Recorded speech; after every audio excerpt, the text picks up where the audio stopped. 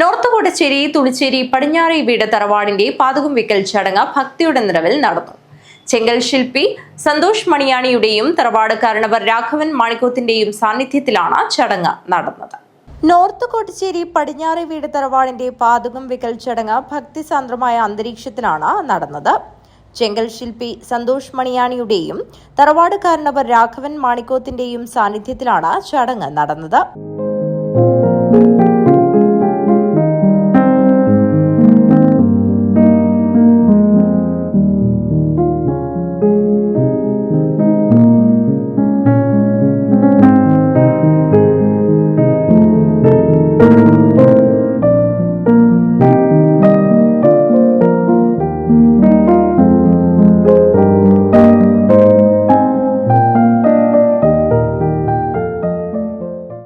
Secretary Kumaran P, vice president Sudhakaran master തുടങ്ങിയവർ ചടങ്ങിൽ സാന്നിധ്യം അറിയിച്ചു.